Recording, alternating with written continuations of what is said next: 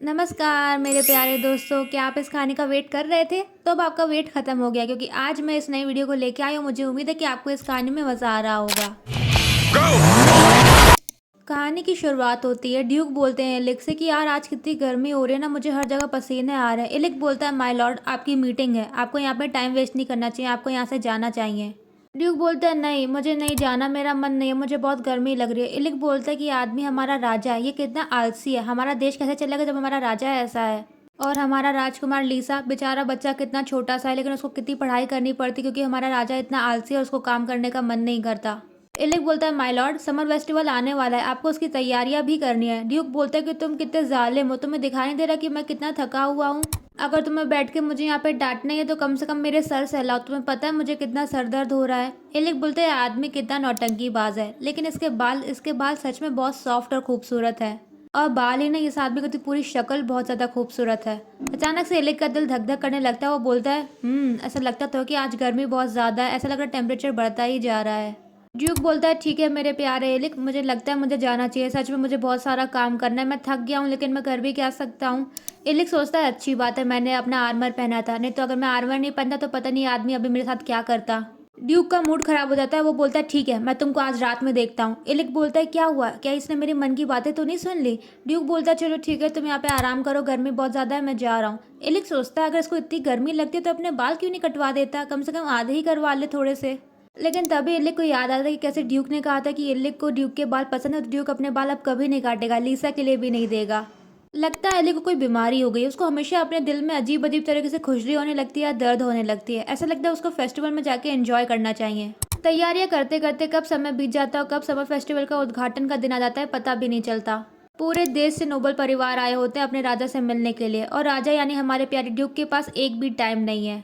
Alick सोचता है ये तो होना ही था, हमारा राजा किसी के साथ कभी मीटिंग ही नहीं करता, ना कोई ऑडियंस बिठाता है, तो लोग तो उसको घेर ही लेंगे ना, तो नॉर्मल सी बात है। तभी एक औरत आती है और बोलती है सर एलिक, मेरा नाम इजी है, आप यहाँ के रॉयल गार्ड के हेड है ना, मुझे आपसे मिलके अच्छा लगा। एलिक सोचता है इस औरत को मुझसे क्या काम है, इसको मुझसे क्या चाहिए, तो वो बोलता है हेलो माय लेडी इजी, मैं आपके लिए क्या कर सकता हूँ, आपको मेरा नाम कैसे पता? इजी बोलती है कि मेरा खानदान यहाँ से थोड़ा दूर रहता है, मेरे पिता मुझे आज यहाँ पे बॉल पे लेके आए हैं, मुझे इस शहर के बारे में ज़्यादा पता नहीं, क्या आप मुझे बता सकते हो? लेकिन तभी एक और औरत आती है और बोलती है हेलो सर एलिक, मेरा नाम अरेलिया है, मैं मुराद की राजकुमारी हूँ, मुझे आपसे मिलके अच्छा लगा, आपके बारे में मैंने बहुत सुना है। एलिक सोचता है कि अरियला, ये तो राजकुमारी है मुराद की, तो ये राजकुमारी मुझसे क्या बात कर रही है, मैं तो एक छोटा सा सोल्जर हूँ। एलिक को अच्छी फीलिंग नहीं आती है। वो बोलता है हेलो माय लेडी, आपसे मिलके अच्छा लगा, मेरा नाम सर एलिक है, आप जो बोलोगे मैं करूँगा आपके लिए।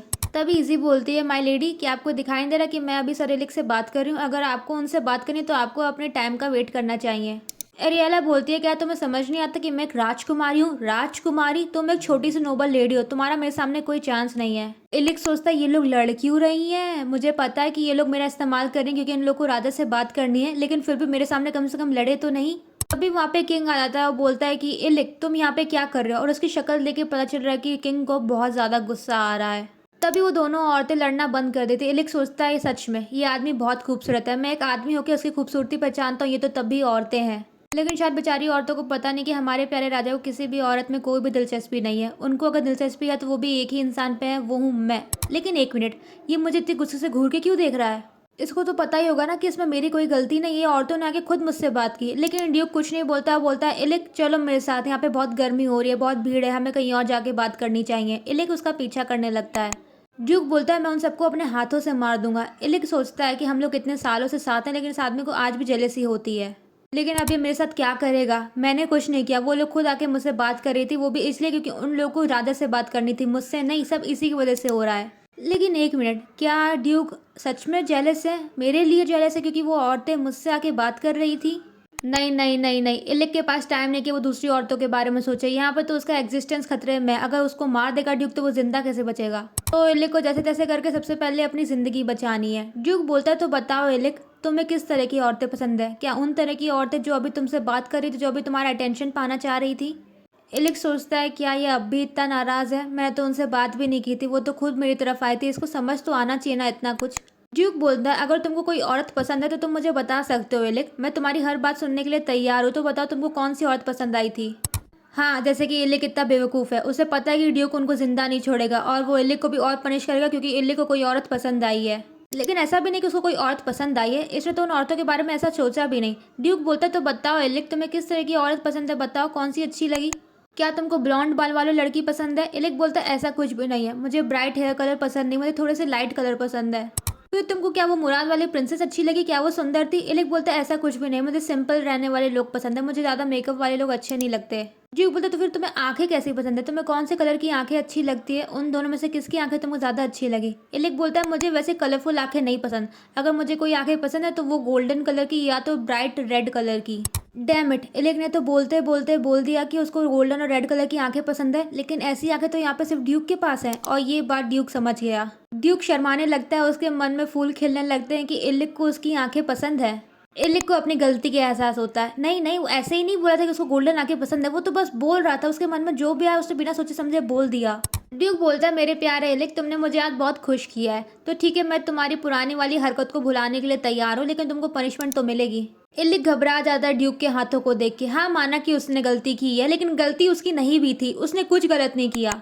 ड्यूक बोलता है एलिक, मैं तुम्हारे लिए इस गिफ्ट को बहुत मुश्किल से ढूंढा है, तो तुमको कोई भी गलती नहीं करनी है, वैसे मैं तुमसे थोड़ा बहुत नाराज भी हूँ। एलिक बोलता है अगर तुम्हें अपना गिफ्ट इतना ही पसंद है तुम अपने पास क्यों नहीं रखते, मुझे क्यों दे रहे हो, मैंने तो तुमसे गिफ्ट नहीं मांगा। ड्यूक बोलता है गलती तुम्हारी ही है एलिक, अगर तुम मुझे एक बच्चा दे पाते तो शायद मुझे उन औरतों से इतनी जेलसी फील नहीं होती, तो यहाँ पे गलती तुम्हारी ही है, क्योंकि तुम्हें पता है तुम्हारी शक्ल वाला बच्चा कितना खूबसूरत होगा एलिक। नहीं, एलिक जानता है अगर कोई बच्चा खूबसूरत होगा तो वो तब होगा जब उसके पास ड्यूक की शक्ल होगी। मैं तो तुमको अपनी रानी बनाना चाहता हूँ एलिक, लेकिन सब लोग इस बात के विरुद्ध हैं, कोई भी मेरा साथ नहीं दे रहा तुम्हें रानी बनाने के लिए, लेकिन तुम भी नहीं चाहते कि तुम मेरी रानी बनो, तो शायद मेरी ये ख्वाहिश कभी भी पूरी नहीं हो पाएगी, मुझे इसको भूलना पड़ेगा। लेकिन तुम मेरी रानी नहीं बन सकते, इसका ये मतलब नहीं कि एलिक तुम मेरे साथ नहीं रहोगे, तुम हमेशा मेरे साथ रहोगे, मैं तुमको हमेशा प्यार करूंगा। क्या एलिक ने बोला कि उसको ड्यूक का पागलों वाला प्यार नहीं चाहिए? अगर नहीं बोला तो यही बात है, एलिक को नहीं चाहिए। लेकिन ड्यूक बोलता है तुम्हारी आंखें देख के मुझे पता चल रहा है एलिक तुम्हें कितना गुस्सा आ रहा है, तुम्हें पता है तुम कितने क्यूट दिखते हो इस तरीके से, लेकिन तुम्हें परेशान होने की बिल्कुल भी जरूरत नहीं है मेरे प्यारे एलिक, मैं तुम्हें पूरी जिंदगी अपने साथ ही रखूंगा, तुम्हारा बहुत ख्याल भी रखूंगा। ये बात तो सच है कि ड्यूक एलिक का ख्याल रखते हैं, लेकिन क्या मतलब ऐसे ख्याल रखने का जब वो उसको इक्वली परेशान भी करते हैं। ड्यूक बोलता है रो मत मेरे प्यारे एलिक, तुम्हें पता है ना मैं तुमसे कितना प्यार करता हूँ, मुझे तुम्हें रोते हुए देखने में अच्छा भी नहीं लगता। एलिक सोचता है नहीं, मैं इसके साथ 10 सालों से रह रहा हूँ, लेकिन मुझे अब तक इस आदमी की आदत नहीं हुई है, इस आदमी को अगर मुझे मारना ही है तो ये जल्द से जल्द मुझे मार क्यों नहीं देता। इसी बीच समर फेस्टिवल की शुरुआत हो जाती है। समर फेस्टिवल 3 दिन तक चलता है, लोग इसको बहुत एंजॉय करते हैं। हेनरी आता है, बोलता है सर एलिक तुम्हें कैसल से भागे हुए 3 दिन हो गए हैं, तुम्हें लगता नहीं तुम्हें आज वापस चले जाना चाहिए, नहीं तो ड्यूक सबको मार डालेंगे। एलिक बोलता है नहीं, मेरी गलती नहीं है, मुझे पैसे मिले थे, मुझे कहा गया था कि मुझे समर फेस्टिवल एंजॉय करना है, तो मैं एंजॉय कर रहा हूँ, मेरी क्या गलती है इसमें। और वैसे भी एलिक को पैसे मिले, वो मजे करेगा, और अगर ड्यूक एलिक को उस तरह से परेशान नहीं करता तो पक्का एलिक अब तक वापस जा चुका होता, लेकिन इसमें गलती ड्यूक की ही है। हेनरी बोलता है एलिक तुमको चौकन्ना रहना चाहिए, तुमको पता नहीं यहाँ पे कितने सारे लड़का और लड़की जिनको ड्यूक का अटेंशन चाहिए और उनसे प्यार भी करते हैं। अगर उनको ड्यूक का अटेंशन चाहिए भी तो वो ले सकते हैं, उनको पता नहीं कि ड्यूक आधा पागल आदमी और एलिक उनको किस इंसान से बचा रहा है, लेकिन उसको पता नहीं गुस्सा भी आने लगता है। हेनरी बोलता है माय लॉर्ड आप गुस्सा क्यों हो? एलिक बोलता है नहीं मैं कोई गुस्सा नहीं हूँ, मुझे भूख लगी, मैं जा रहा हूँ खाना खाने। हाँ, एलिक बिल्कुल भी गुस्सा नहीं है, जिसको ड्यूक को चाहिए ड्यूक जाके उसको ले सकते हैं या वो जाके ड्यूक को ले ले, लेकिन एलिक यहाँ पे समर फेस्टिवल एंजॉय करने आए और वो अच्छे से एंजॉय करेगा। लेकिन अगर एंजॉयमेंट का मतलब होता है पसीना बहाना बेफालतू का, तो नहीं, एलिक समर फेस्टिवल को एंजॉय नहीं कर रहा, बाहर बहुत गर्मी है। वो एक इन में जाता है, लेकिन तभी चेस्बर्न एलिक को देखता है और बोलता है एलिक ये तुम हो, कितने साल बीत गए तुम्हें देखे हुए।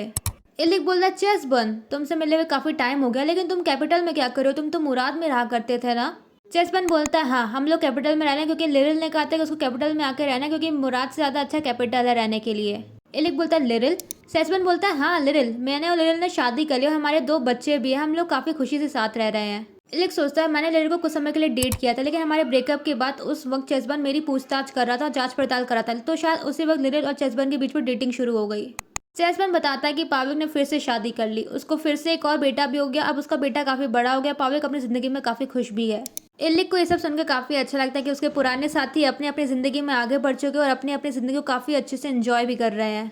तभी चेस्बर्न बोलता है तो एलिक क्या तुम अब भी ड्यूक के साथ मतलब राजा के साथ पैलेस में उनके साथ ही रह रहे हो? एलिक बोलता है हाँ।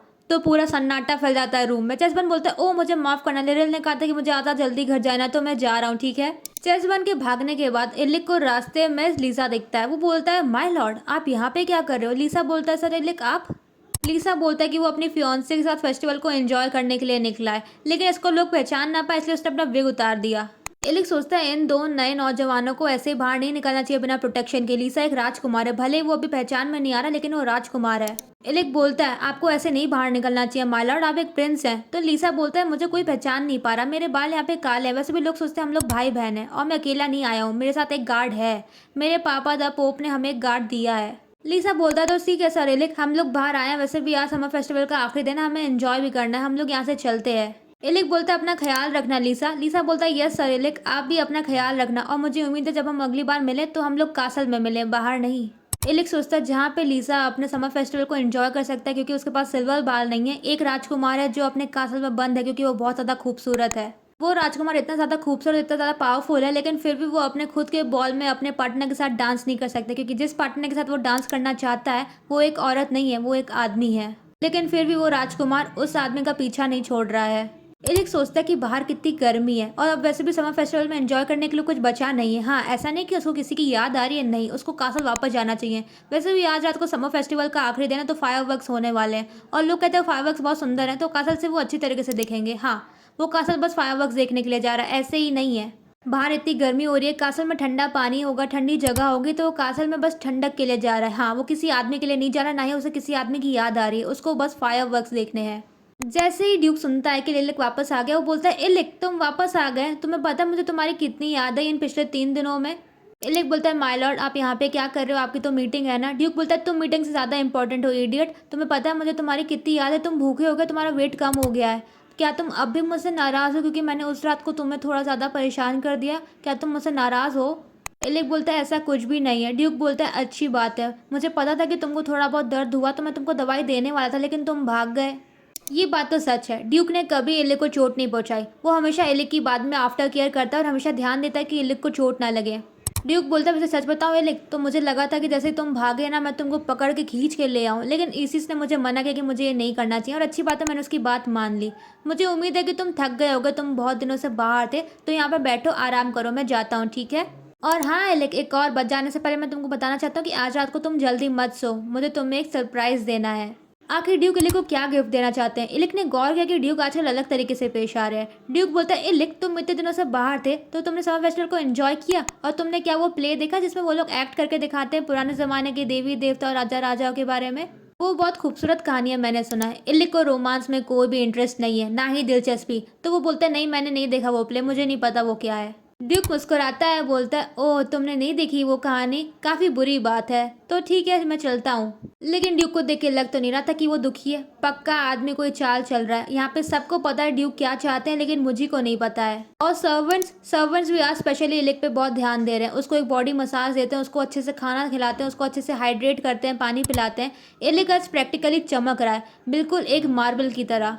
एलिक सोचता है आज तो कुछ ज़्यादा ही हो गया है, तो आज ड्यूक ने मेरे लिए क्या सरप्राइज सोचा है। मुझे पता है उस आदमी के दिमाग में कुछ अच्छे सरप्राइज नहीं आते, लेकिन आज क्या अलग है। वैसे ऐसा तो है नहीं एलिक को पता चल जाएगा कि ड्यूक क्या सोच रहे हैं। ड्यूक इस दुनिया का सबसे अनप्रिडिक्टेबल आदमी, वो पता नहीं क्या क्या प्लान करता रहता है। लेकिन एक प्लस पॉइंट तो ये है, एलिक को इस बात का एहसास है कि ड्यूक कभी एलिक को मारेगा नहीं। हाँ, नहीं तो अब तक वो मार चुका होता। इसी बीच में सोचते सोचते एलिक की आंख लग जाती है, लेकिन अचानक से कुछ घंटों बाद एलिक की नींद खुल जाती है। नींद किस लिए खुली एलिक की। एलिक अपनी आंखें खोलता तो देखता है ड्यूक उसके सामने खड़े होते हैं और बोलते हैं कि मैं स्वर्ग से आया एक देवता हूँ, मैं यहाँ पे तुम्हारे लिए आया हूँ मनुष्य। एलिक उठ जाता है और बोलता है स्वर्ग से आए हो तुम एक देवता हो, तुम मुझे मनुष्य कह के क्यों बुला रहे हो। सामने ड्यूक खड़े होते हैं, वो बोलते हैं कि मैं यहाँ पे इस पृथ्वी में आया तुम्हारे लिए मनुष्य, और तुम यहाँ पे मुझे ग्रीटिंग करने के बजाय यहाँ पे सो रहे हो, कितनी बुरी बात है। एलिक बोलता है योर मैजेस्टी, आप यहाँ पे क्या कर रहे हो। ड्यूक बोलता है मैं कोई योर मैजेस्टी या किंग नहीं हूँ, मैं देवता हूँ और मैं यहाँ पे तुम्हारे लिए आया हूँ, तुम छोटे मनुष्य, तुमने मुझे यहाँ पे याद किया तो मैं आया हूँ। हाँ, एलिक को जिस बात का डर था वो हो चुका है। ड्यूक ने अब फाइनली अपना दिमाग खो दिया है, वो पूरी तरह से पागल हो चुका है, उसको आंखें खोल के सपने दिख रहे हैं। ड्यूक बोलता है मैं तुम्हारे लिए गिफ्ट लेके आया हूँ, तो मुझे उम्मीद है कि तुम्हें गिफ्ट अच्छा लग रहा होगा, ये तुम्हारी पसंद का है। एलिक बोलता है हाँ ये नेकलेस काफ़ी अच्छा है, मुझे बहुत पसंद आया, आपका शुक्रिया, लेकिन आप ये कर क्या रहे हो। ड्यूक बोलते हैं समर फेस्टिवल के आखिरी दिन यहाँ पे एक मास्करेड बॉल होता है, तुमको पता है यहाँ पे सब लोग मास्क लगा के आते हैं और एक दूसरे को पहचानने की कोशिश करते हैं। और इस एक्ट में मैं तुम्हारा देवता हूँ, तुम मेरे गुलाम हो और तुम यहाँ पे आए हो मेरी पूजा करने के लिए और तुम मुझे बहुत मानते हो अपने दिल से। तो बताओ मेरे प्यारे एलिक, तुमको कैसा लगा मेरा गिफ्ट और मेरा गेटअप? अब समझ आया एलिक को ड्यूक कौन सा सरप्राइज की बात कर रहे थे और कौन सा गिफ्ट एलिक को मिलने वाला था। ड्यूक बोलता है, मेरे प्यारे एलिक, क्या तुम अब भी मुझसे नाराज़ हो क्योंकि मैंने तुमको परेशान किया था? ऐसा कुछ भी नहीं है। एलिक बोलता है, माय लॉर्ड, मैं आपसे नाराज़ नहीं हूँ, बस ये सब बहुत नया है, मेरे को इन सब चीज़ों की आदत नहीं है, सब मेरे लिए पहली बार है। ड्यूक बोलता है, कोई बात नहीं मेरे प्यारे एलिक, ये सब नॉर्मल सी बात है, तुम एक देवता के सामने बैठे हो तो तुमको अजीब तो लगेगा, ये कोई नई बात नहीं है। एलिक हंसने लगता है और बोलता है, ये खुद को देवता बुला रहा है। तो वो बोलता है, माय लॉर्ड, तो आप किस तरह के देवता, आपका नाम क्या है? एलिक को पक्का पता है ये आदमी बेशर्मी का देवता होगा। हाँ, इस आदमी के अंदर बिल्कुल भी शर्म नहीं है, बिल्कुल बेशरम इंसान है। ड्यूक बोलता है कि मैं गुलामों का देवता हूँ और मेरे टेम्पल में आए हुए हर गुलाम को मैं अपने दिल से प्यार करता हूँ, मैं सबको एक नज़रों से देखता हूँ, लेकिन तुम स्पेशल हो। तो मेरे प्यारे एलिक, अब तुम्हारे पास मौका है कि तुम अपने देवता की पूजा कर सको। एलिक सोचता है ये इंसान पूरी तरह से पागल हो चुका है, ये आदमी अपनी कहानी को पूरा करने के लिए यहाँ पे गेटअप होके भी आया है। लेकिन तभी उसको याद आता है कि किस तरह से ड्यूक ने जब उससे पूछा था कि उसको किस तरह की आंखें पसंद है, तो एलिक ने कहा था कि उसको गोल्डन और रेड कलर की आंखें पसंद है। और आज आज तो ड्यूक अपनी आंखों में मेकअप करके भी आए, जिसकी वजह से उनकी आंखें और भी खूबसूरत दिख रही हैं। डैम इट, सच में एलिक को आज बहुत गुस्सा आ रहा है। ड्यूक सच में बहुत ज़्यादा खूबसूरत है। एलिक को ड्यूक की शक्ल बहुत ज़्यादा पसंद है। एलिक ने आज से पहले कभी इतना खूबसूरत इंसान नहीं देखा, चाहे वो औरत हो चाहे वो आदमी हो। ड्यूक सच में एक देवता की तरह दिखते हैं। ड्यूक बोलता है, क्या हुआ मेरे प्यारे एलिक, क्या तुमको कोई दिक्कत है, कोई प्रॉब्लम हो रही है, तुम मुझे बता सकते हो। एलिक दूसरों को क्या बता, उसको क्या महसूस हो रहा है जब वो खुद नहीं बता सकता कि वो क्या फील कर रहा है। ये पहली बार एलिक का दिल इतने ज़ोर ज़ोर से धक धक कर रहा है और ये सब चीज़ इस अजीबोगरीब आदमी की वजह से हो रही है। एलिक ने आज से पहले कभी इस तरह के इंसान से मुलाकात नहीं की है। एलिक हंसता है और सोचता है कि ये आदमी खुद को गुलामों का देवता बता रहा है, ये इंसान खुद को एक भगवान बुला रहा है, लेकिन इसकी शक्ल किसी देवता से कम नहीं है। अगर कोई भी इस इंसान को अभी देखे ना तो सब लोग यही सोचेंगे ये आदमी सच में एक देवता है। तो मुझे लगता है कि अब मुझे अपने रोल में आ जाना चाहिए। अगर ये मेरा देवता है और मैं इसका गुलाम हूँ तो मुझे भी अपना रोल अच्छे से निभाना चाहिए। ड्यूक बोलता है, मेरे प्यारे एलिक, मुझे लगा नहीं था कि तुम मुझे माफ़ कर दोगे, क्योंकि जब तुमने देखा कि मैं ऐसे ड्रेस होके आया हूँ तो मुझे ऐसे देख रहे थे कि जैसे कि मैं कोई पागल इंसान हूँ। एलिक बोलता है, ऐसा कुछ भी नहीं है माय लॉर्ड, मुझे भी आपके साथ टाइम बिताना अच्छा लगता है। ड्यूक को बहुत शौक लगता है, ये पहली बार है एलिक ने ऐसा कुछ कहा है। ड्यूक शर्माता है, बोलता है, क्या सच में तुम्हें मेरे साथ टाइम बिताना अच्छा लगता है? एलिक बोलता है, हाँ माय लॉर्ड, मुझे आपके साथ टाइम बिताना अच्छा लगता है, मैं आपसे नफरत नहीं करता। ड्यूक बोलता है, सच में मेरे प्यारे एलिक, अगर मुझे पता होता कि तुमको एक्टिंग करना अच्छा लगता है, तुमको अच्छा लगता है कि मैं देवता बन के आऊँ, तो मैं पहले ही तुम्हारे लिए देवता बन के आता। मैं सच बता रहा हूँ, मैं तुम्हारे लिए कुछ भी कर सकता हूँ। सच में आज का दिन सच में बहुत ज़्यादा अजीब है। एलिक ने इतना अजीब दिन कभी नहीं बताया। ड्यूक बोलता है, एलिक, क्या तुमको अच्छा लगता है ये सब चीज़ें, एक्टिंग करना, मतलब तुम्हें कहानियाँ अच्छी लगती हैं पुराने ज़माने की? ड्यूक हंसता है और बोलता है, सच में एलिक, तुम्हारी पसंद बहुत अलग है, तुम इस दुनिया के सबसे अजीब आदमी हो, मैं तुमसे प्यारा आदमी कभी नहीं देखा। एलिक हंसने लगता है ज़ोर ज़ोर से। एक अजीब आदमी दूसरे आदमी को अजीब बोल रहा है, सच में ये दोनों ही अजीब है। लेकिन शायद आज बाहर इतनी ज़्यादा गर्मी थी तो एलिक आखिरकार अब बीमार हो चुका है। हाँ, एलिक बीमार है। ड्यूक बोलता है, क्या हुआ एलिक, तुम हंस क्यों रहे हो, तुम्हें कौन सी बात इतनी फ़नी लग रही है? एलिक बोलता है, ऐसा कुछ भी नहीं है माय लॉर्ड, ऐसा लगता है फाइनली मेरा दिमाग भी पागल हो चुका है, मुझे ये चीज़ें अच्छी लगने लगी हैं। हाँ, एलिक का दिमाग ये बात भूलना चाहता कि आज बाहर कितनी ज़्यादा गर्मी थी। वो यहाँ पे ड्यूक के साथ एक वेकेशन बना रहा है, एक ऐसे इंसान के साथ वो वेकेशन बना रहा है जो इतना ज़्यादा खूबसूरत है, जो अपने सफ़ेद बाल लेके बाहर भी नहीं निकल सकता क्योंकि लोग उसकी खूबसूरती देख के हैरान हो जाते हैं। तो शायद इसीलिए आज एलिक ऐसा फील कर रहा है जो उसने आज से पहले कभी फील नहीं किया है। ड्यूक बोलता है, एलिक, ये तुम क्या कर रहे हो? एलिक बोलता है, माय लॉर्ड, मुझे उम्मीद है कि हमारी कहानी अभी इतनी जल्दी ख़त्म नहीं होगी, हमारा थोड़ा बहुत एक्ट अभी बाकी है और यहीं पे हमारी प्यारी सी कहानी का डी एंड होता है। लेकिन आपको चिंता करने की बिल्कुल भी ज़रूरत नहीं, क्योंकि इसके बाद एक और वीडियो आएगी और वो हमारा सच में डी एंड होगा। यार कहानी कितनी प्यारी है ना। आखिरकार 10 साल बाद एलिक को एहसास हो ही गया कि वो ड्यूक को पसंद करता है। चलो ठीक है, हाँ वो पसंद करता है, प्यार एक बड़ी चीज़ है, लेकिन वो ड्यूक को पसंद तो कम से कम करता है। कहानी कितनी अच्छी है ना यार। आप लोगों ने ध्यान है किस तरह से इसका आर्ट स्टाइल अच्छे पे अच्छा होता गया। कहानी ख़त्म हो चुकी है, लेकिन इसकी बस एक और वीडियो बाकी है। अगली वीडियो इसकी सच में डी एंड होने वाला है। मुझे ये कहानी इतनी पसंद है ना, मैं बता भी नहीं सकती। इस कहानी की एक स्पेशल जगह है मेरे दिल में। आप लोगों ने देखा कि किस तरह से ड्यूक एक देवता बन के आया एलिक के लिए। वो सच में एक देवता की तरह ही दिख रहा था। देवता नहीं, एक अप्सरा, एक एंजल, और एलिक एक गुलाम है। यहाँ तक कि इस कहानी के एक्ट में भी एलिक एक गुलाम है। एलिक पूरी ज़िंदगी पता है गुलाम बनने वाला है, किसका? हमारे प्यारे ड्यूक की खूबसूरत सी शक्ल का। लेकिन मुझे लगता है कि अब एलिक को भी ये देवता पसंद आ गया है, तो शायद अब वो इस देवता को कभी नहीं छोड़ेगा। कहानी थी तो काफ़ी अच्छी, लेकिन एक प्रॉब्लम ना कि बहुत छोटी है, थोड़ी बड़ी होनी चाहिए थी। कम से कम 100-150 चैप्टर तो होने ही चाहिए थे। मुश्किल से 50 चैप्टर्स या 50 चैप्टर्स में आजकल कुछ होता है क्या? लेकिन पता है, ऐसी छोटी चैप्टर्स वाली कहानियाँ ही सबसे अच्छी होती हैं। मुझे उम्मीद है कि आपको ये कहानी अच्छी लग रही होगी। मैं जल्दी से अगला पार्ट लाने की कोशिश करूँगी और मुझे उम्मीद है कि इस कहानी का डी एंड आपको भी अच्छा और सैटिस्फाइड फील करवाए। और आई प्रॉमिस कि मैं अगली वीडियो जल्दी ही लाने की कोशिश करूँगी। तो चैनल को सब्सक्राइब करना मत भूलना, लाइक भी करना और अपने थॉट्स भी ज़रूर शेयर करना।